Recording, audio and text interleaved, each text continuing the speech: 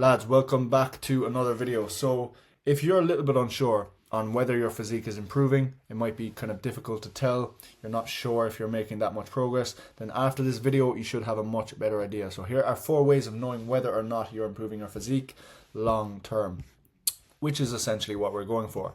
So tracking, okay, are your numbers getting better in the gym each week? This is the obvious one that I really just had to get out of the way first, because even some people who are experienced in the gym can just lose this habit completely. I've spoken to a lot of people who, they might be a really experienced gym goer, but they're not making as much progress as they would like to recently. And the overriding theme tends to be not tracking efficiently. And I've mentioned here, having an app is genuinely so fundamental in my opinion. Yes, you can do it on your notes on your phone. Yes, you can use a logbook, but do I ever see anyone using a logbook anymore? Not fucking really, I'll be honest with you. But if you do want to take that route, cool. I think it looks quite old-fashioned. I quite like it in a way. I just know most of the time I'm probably going to forget the book. So I choose to do it on my phone. I have myself set up on the same app that I have my clients set up on. Okay, and every time then you're doing that exercise the following week, you can just press exercise history and see what you did. So you're updating the workouts as you go. Okay, this just makes it so much more simple and easy and takes the guesswork and stress out of your head. Okay, so tracking is massively important. It doesn't need to be weight as well that you are progressing with each week. Okay, it can be improved technique or intensity, but it can be reps as well. Okay, so the importance of that extra rep or two is something you shouldn't underestimate, okay?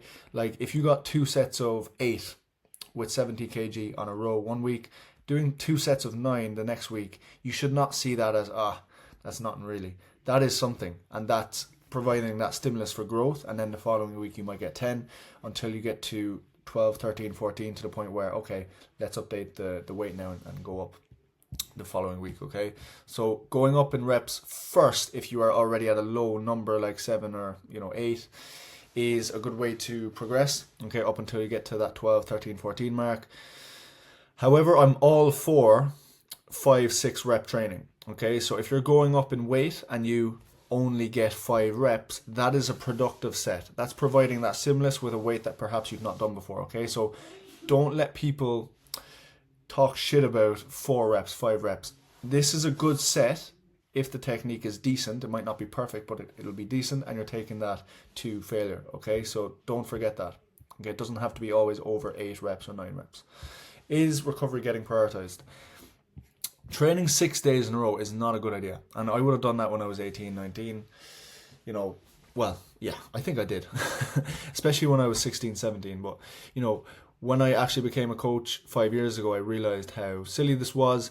And there are still, as I said about the previous point, even if people are experienced gym goers, there are a lot of people still doing this, and sometimes even 7 days in a row. Okay, so nailing intensity and having a rest day every 3 days, on the other hand, is a much better dynamic, as I said here. So I train 3 days on, 1 day off pretty much.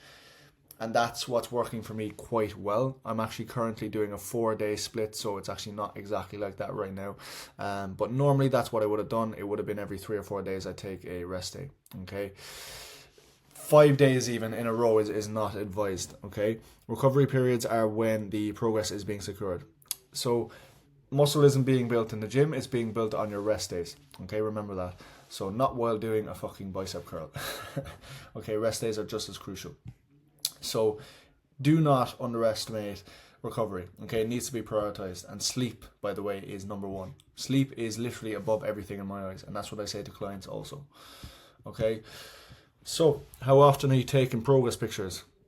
A lot of people who don't have coaches, fair enough, if you don't want to get a coach, completely your decision, but at least be taking progress pictures of yourself. Okay, once every 6 months is not going to cut it. I recommend weekly, if not weekly, then fortnightly, every 2 weeks. But people underestimate the importance of this, and visuals are literally so useful. You might see something that you wouldn't have seen had you not taken the pictures. For example, 5 weeks into a new program, you can compare each set of pictures, including some post-workout shots to showcase the development. So after a few weeks here, you can do some of these shots here. Okay, I know you can't see fully because of the captions in between, but you can clearly see that I am flexing. Okay, and I have my palms together just below my lower stomach area. Okay, and I'm opening up my scapula from the back area so I can see the back musculature a little bit more. And this was after a session also. Okay, so I'm not great at posing, but at least I can do a little bit of it to show that development. Okay, particularly after a session where you have a little bit of a pump in comparison to you.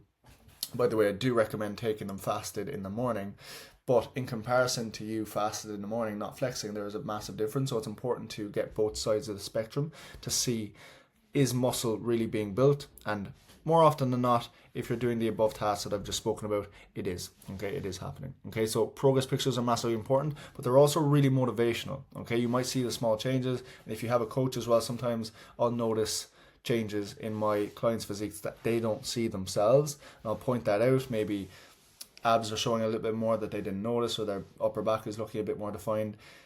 And this literally can give someone such a boost. It's crazy. Even myself, still, I've been training for a decade, but even if I see that in the mirror or in a progress picture, it pumps me up so much and I'm ready to go and keep progressing. Okay, are your clothes fitting a bit differently? Scale weight is an important metric, of course, but does that shirt feel tighter, looser on a night out? You'll remember, lads, a fucking night out where there's a shirt that you tried on and it's that little bit tighter and you're like, okay, I'm getting bigger, this is good. Or else it might be body fat and it's not so good, but if you're actually actively trying to gain size. But then there is the other side of the spectrum, if you are overweight and trying to lose body fat, okay, and it feels looser, and that's also an amazing feeling because you know you're making progress, okay? So even if there's a couple of bits of clothing in your cupboard, in your wardrobe, sorry, that you haven't tried on in a while and you've been a little bit curious as to whether you're making progress because you're not quite sure, everything I've mentioned previously is something you should really go back and listen to if you didn't take that in. But here's something you can try. Put on some clothes that you haven't worn in a while. See, does it fit any differently? Okay, does it need an upgrade? Okay, the wardrobe. Sometimes people will notice this before any difference in the scale weight as well, and that's why it's also worth noting. And what a feeling when that does happen, absolutely. So yeah, as I said, nothing better if you're going on a night out and it feels either tighter or looser, whatever you're going for, and that is a telltale sign that you are making progress. Okay, so those are literally the only 4 things I wanted to go through today because I don't like to make my YouTube videos too long, but I hope it helped. Okay, if you are new here, subscribe. It will help my small channel quite a bit, and leave a like. Okay, legends, I will see you in the next one. Thanks for watching. Appreciate it.